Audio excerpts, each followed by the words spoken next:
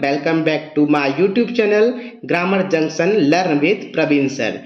Today we'll be discuss that topic part of speech. This is the most special topic for the all grammar point of view, जिसमें हम आज पढ़ेंगे noun, pronoun, verb, adjective, adverb, preposition, conjunction और interjection के बारे में। आज का जो हमारा वीडियो है बहुत ही क्विक रिवीजन वाला टॉपिक रहेगा, जिस हम जो आगे की वीडियो लेकर आएंगे वो आपके लिए, उसमें हम इन सभी पार्ट को बहुत ही अच्छे से और डीपली एक्सप्लेन करेंगे। So without delay let get start. चलिए देखते हैं। सबसे पहले हम समझेंगे कि पार्ट ऑफ स्पीच होता क्या है।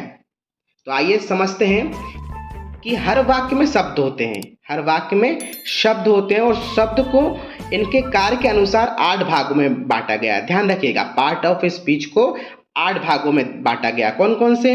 Noun, pronoun, verb, adjective, adverb, preposition, conjunction और इंटरजेक्शन में ये पार्ट ऑफ स्पीच को 8 भागों में बांटा गया है। इन भागों को अंग्रेजी में क्या कहा जाता है? पार्ट ऑफ स्पीच या शब्द भेद कहते हैं। जो पार्ट ऑफ स्पीच का हमारा फर्स्ट टॉपिक है वो क्या है? नाउन। नाउन हम बचपन से ही पढ़ते आ रहे हैं, जिसको क्या हिंदी में क्या कहा जाता है?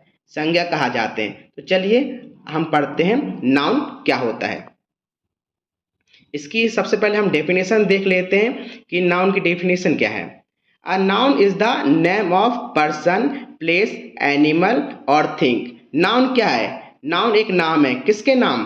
पर्सन या वो व्यक्ति हो सकता है, प्लेस मतलब स्थान हो सकता है, एनिमल मतलब पशु हो सकता है और बहुत सी चीज़ जिनके हम नाम रख सकते हैं वो क्या हो गया? नाउन हो गया। जैसे हम एग्जाम्पल के द्वारा इसके समझेंगे। क्या है एग्जाम्पल इसका?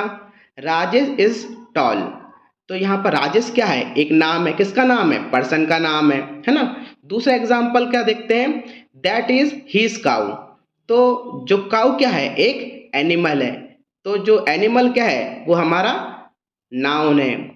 ही लिव्स इन मुंबई। तो मुंबई क्या है? एक स्थान का नाम है, प्लेस का नाम है। आई थिंक मुझे लगता है कि आपको समझ में आ गया होगा कि नाउन होता क्या है। इन वाक्यों में आए हुए शब्द जैसे राजेश, मुंबई, काउ, नाउन, ये शब्द क्रमशः क्या है? व्यक्ति, स्थान, पशु तथा वस्तुओं के नाम है, जिसे हम क्या कह रहे हैं? नाउन या संज्ञा कह रहे हैं। ठीक है, नाउन या संज्ञा कहा जाता है। नेक्स्ट टॉपिक पर बढ़ते हैं। हमारा क्या है? हमारा नेक्स्ट टॉपिक वो क्या है? प्रोनाउन। प्रोनाउन मतलब सर्वनाम। आइए इसको अच्छे से समझते हैं। इसके सबसे पहले हम डेफिनेशन समझ लेते हैं। जिस शब्द का प्रयोग किसी नाउन के स्थान पर किया जाए। नाउन के स्थान पर, जैसे नाम के स्थान पर जैसे हम लड़के का नाम लेते हैं, कोई बॉय है उसके स्थान पर ही का यूज़ करेंगे, कोई गर्ल है उसके नाम के स्थान पर किसका यूज़ करेंगे? सी का यूज़ करेंगे। तो जिस शब्द का प्रयोग किसी नाउन के स्थान पर किया जाए उसे हम क्या कहते हैं? प्रोनाउन कहते हैं। इसकी डेफिनेशन इंग्लिश में भी देख लेते हैं। चलिए, अब pronoun is a word that is used in a place of noun. अब इसको हम अच्छे से एग्जाम्पल के थ्रू समझते हैं। चलिए देखते हैं। Mukesh is here, he is tall. तो ही इज टॉल मतलब क्या है? वो लंबा है। लंबा कौन है? लड़का है। The car is new, the car is new. Sunita is a girl, Sunita is a girl. Boy are in the playground. इन वाक्यों में ही, शी, इट शब्द क्या है? वो प्रोनाउन है। ठीक है, इसका प्रयोग क्रमशः मुकेश, सुनीता, कार और बॉयज, ये सभी क्या है? नाउन के लिए किया गया है या नाउन के स्थान पर किया गया है। चलिए हमारे अगले टॉपिक की तरफ चलते हैं। अगला जो टॉपिक है वो क्या है? हमारा वर्ब है। वर्ब को क्या बोलते हैं? क्रिया बोलते हैं। चलिए इसकी डेफिनेशन समझते हैं। जिस शब्द से किसी काम के करने या होने का हमको बोध होता है, जिस शब्द से किसी काम के करने या होने का बोध हो रहा है उसे हम क्या कहते हैं? वर्ब, क्रिया कहते हैं। देखते हैं इसकी डेफिनेशन इंग्लिश में। A verb is a word the show an action और स्टेट। इसको हम अच्छे तरीके से एग्जाम्पल में समझते हैं। Roshan is a boy, Roshan is a boy.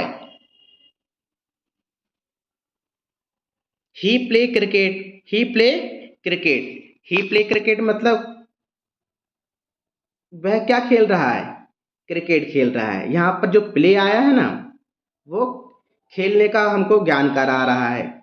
दूसरी चीज देखिए, ही हैज अ साइकिल, उसके पास क्या है, क्या है, एक साइकिल है ना। अब he will go to Delhi, वे क्या जा रहे हैं, वे कहाँ जा रहे हैं, वे कहाँ जा रहे हैं, वे दिल्ली जा रहे हैं। यहाँ पर देखिए गो का यूज किया हुआ है, एक किसी चीज के होने का हमको ज्ञान करा रहा है। तो यहाँ से हमको क्या पता चलता है कि ये क्रिया हो रही है। इन वाक्यों में आए हुए हैज, प्लेज, विल, गो शब्द ये सभी क्या है, वर्ब हैं, ये क्रिया है। वर्ब एक शब्द या एक से अधिक शब्दों का भी हो सकता है। इन शब्दों से काम करने या काम के होने का भी पता चलता है। चलिए हमारे अगले टॉपिक पर चलते हैं। एडजेक्टिव, एडजेक्टिव का मतलब क्या होता है, विशेषण। चलिए इसके डेफिनेशन देख लेते हैं कि एडजेक्टिव होता क्या है। नाउन या प्रोनाउन की विशेषता बताने वाले शब्दों को हम एडजेक्टिव कहते हैं। वह शब्द जो नाउन और प्रोनाउन की विशेषता बताते हैं वो क्या कहलाते हैं, हमारे एडजेक्टिव कहलाते हैं। An adjective is a word that qualities a noun और pronoun.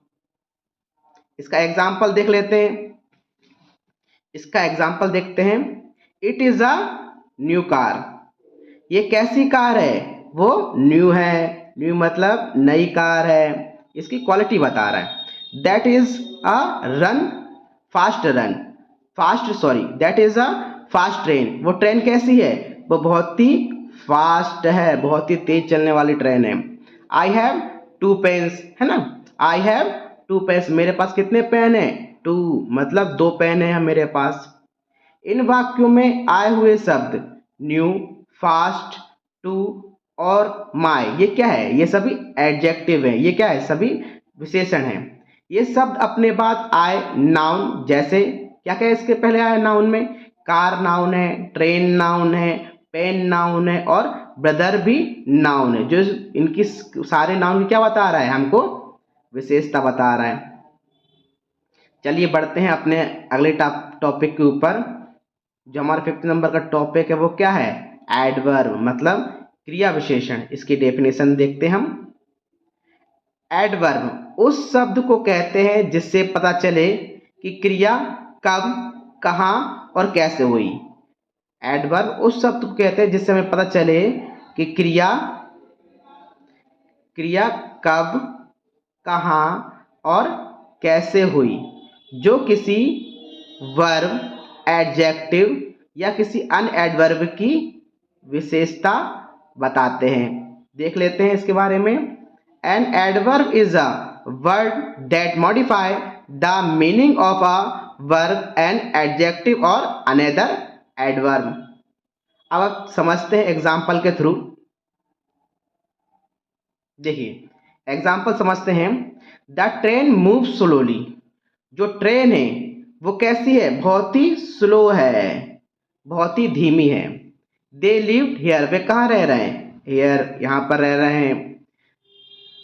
The hare ran very fast, है ना। और एक और जो एग्जाम्पल आता है हमारा, सी कम यस्टरडे, वह कब आ रही है, वह आ रही है यस्टरडे को आ रही है ना।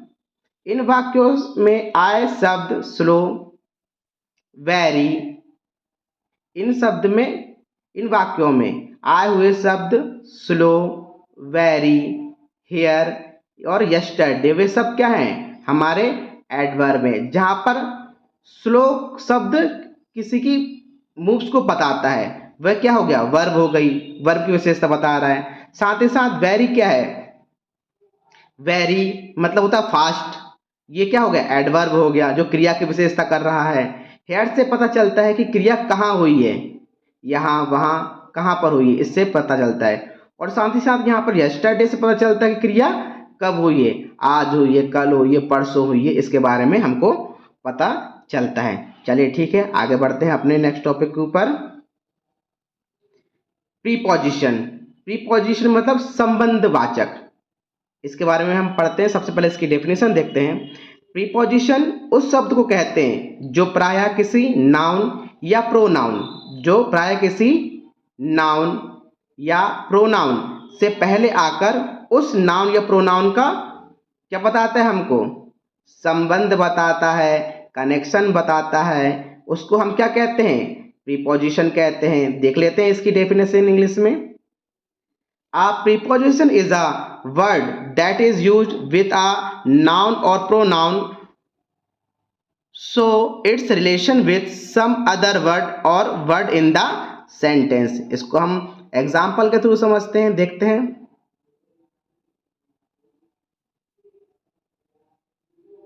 I went to school, मैं कहाँ जाता हूँ। देखिए I went to school, जो टू है ना वो क्या है, हमारा प्रीपोजिशन है। देखते हैं नेक्स्ट अपना example. The book is on the table, तो बुक कहाँ पर रखी है, टेबल के ऊपर रखी हुई है। तो ऑन यहाँ पर क्या हुआ, हमारा प्रीपोजिशन हुआ। देखते हैं अपना next example. He lived with me, है ना, तो यहाँ पर वो कहाँ पर है, वो मेरे साथ में है। तो जो विथ क्या है यहाँ पर बेटा, विथ है वो हमारा क्या है, जो हमारा प्रीपोजिशन है। देखते हैं एक और एग्जांपल।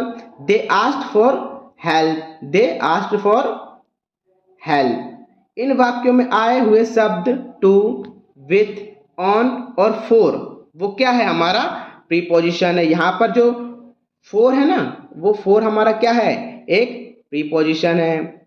चलिए आगे बढ़ते हैं, देखते हैं हमारा नेक्स्ट टॉपिक, वो है कंजक्शन। कंजक्शन मतलब होता है संयोजक।